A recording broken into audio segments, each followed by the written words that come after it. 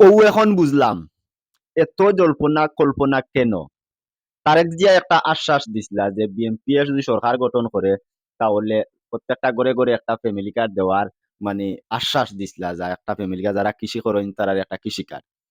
ইগুলো লইয়া অত বিরোধিতা, অত মানে মিডিয়াত মাত কথা কারণ কিতা আমিও অত দিনে তুকাইয়া খাইছি। এখন আপনারা লগে এটা শেয়ার করার চেষ্টা করুন। মানে তাড়াতাড়ি করে ভিডিওটা শেয়ার করো। আমি অত দিনে তুকাইয়া পাইছি, এখন আপনার কাছে শেয়ার করি আর। কারণ কিতা এখন আমি কই।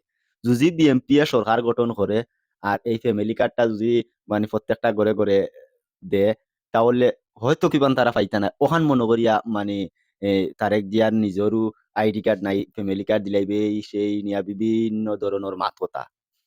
আমি আমার পক্ষতনে কইয়ার, যদি তারেক জিয়া সরকার গঠন করইন আর ফ্যামিলি কার্ড দেন অন্তত পক্ষে আমি কইয়ার, আমি না নিয়া অন্ততপক্ষে তোমাদের দেওয়ার চেষ্টা করবো। আমার পক্ষতনে তারেক জিয়ার কাছে অনুরোধ করবো, আগে তারারে দাও বাদে আমরারে দিবা। কোনো টেনশনের কারণ নাই। আপনারা পাইবা, সবে পাইবা। যারা পাওয়ার যোগ্য তারা পাইবা।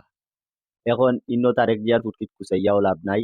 আর মনে করো আর আপনারা ওই মিডিয়া দিয়ে মাতামাতি করিয়া কোনো লাভ নাই। আপনারা পাইবা। অন্ততপক্ষে আমি অনুরোধ করবো তারেক জিয়ার কাছে যে আপনারা পাক্কা। তো বিশেষ করে ভিডিওটা শেয়ার করে দাও। আপনারা তো একটা আশা অন্ততপক্ষে পূরণ হইছে। এখন আরেকটা ভিডিও আপনার ভিতরে দেখাই, দেখোক্কা। নেতার নাই আইডি কার্ড আর জনগণকে দিবে কৃষি কার্ড, ফ্যামিলি কার্ড।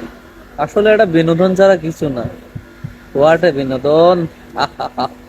না, তারেক যায় তোমার মার খাবি নখান দিয়ার নমিনেশন দাখিল করবা। বুঝছই নি?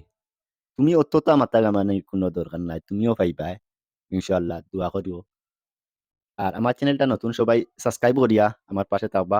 আর ইলাকার নিত্য নতুন ভিডিও সবসময় দেওয়ার চেষ্টা করবো ইনশাআল্লাহ। আসসালামু আলাইকুম।